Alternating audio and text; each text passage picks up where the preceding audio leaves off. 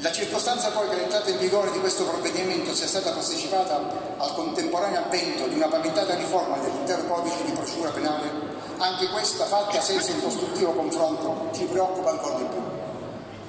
È forse superfluo ricordare, come hanno fatto l'Unione delle Camere Penali e oltre 150 professori di diritto penale e processuale nell'appello inviato dal Presidente della Repubblica, che nel nostro ordinamento l'istituto della prescrizione è chiamato tra l'altro a svolgere la funzione di presidio del principio costituzionale della ragionevole durata del processo. Soppresso tale equilibratore, il tempo dell'accertamento del fatto di reato diviene infinito, trasformando così il processo stesso in pena per il cittadino. Nella scorsa legislatura era già intervenuta la riforma della prescrizione che, concedendo un allungamento del tempo necessario a prescrivere per le fasi dell'impugnazione, ha già determinato l'inaccettabile procrastinarsi del processo penale.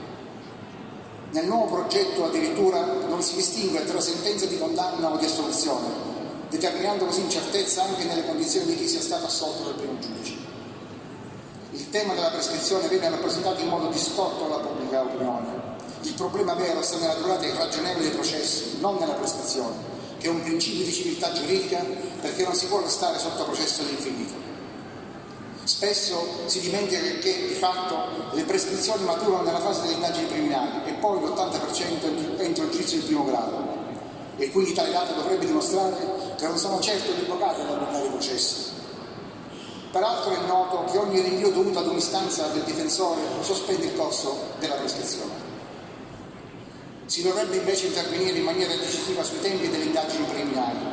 Non è raro infatti che un fascicolo stazioni 4 o 5 anni tra la fase delle indagini preliminari e la fissazione del dibattimento.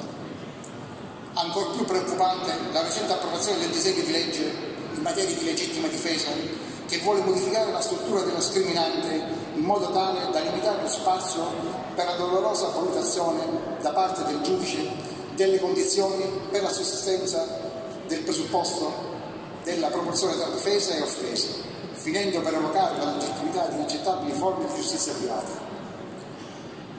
Appare invece legittimo e doveroso che un pubblico ministero prima e un giudice dopo verifichino il comportamento di chi abbia ucciso un uomo e invochi a propria discolpa di aver agito per legittima difesa. Nell'avviarmi al chiudere questo mio intervento, a conclusione del mio mandato consigliare, necessitano doverosi e sentiti ringraziamenti. All'avvocato Diego Geraci, componente del Consiglio Nazionale Forense, per l'attività svolta in questo quadriennio, dove ha dato il proprio contributo con la sua nota competenza e la sua indiscutibile serietà. Mi succede l'avvocato Maurizio Magnano, dimessosi dalla carica di Presidente del Consiglio dell'Ordine per incompatibilità con il nuovo incarico, al quale va prima di tutto il mio personale ringraziamento per avermi dato fiducia, volendomi al suo fianco in questi anni come vicepresidente. Con la sua autorevolezza e la sua onestà intellettuale riconosciuta anche presso gli organi nazionali delle istituzioni forensi, è riuscito, dopo 43 anni, ad ottenere che Catania fosse designata sede congressuale dell'avvocatura.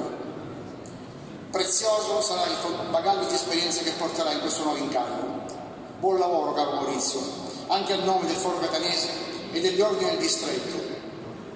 Ai colleghi dell'ufficio di presidenza, il segretario avvocato Walter Toro e il tesoriere avvocato Nini Di Stefano per la stima e l'affetto che mi hanno riposto. Ai colleghi consiglieri con i quali ho condiviso momenti di dibattito e confronto, sempre con toni pacati e costruttivi.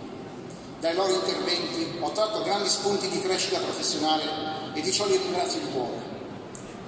Ringraziando per l'attenzione, i migliori auguri per il proficuo anno di lavoro in Legge. Grazie. Grazie, avvocato Bertolucci. La parola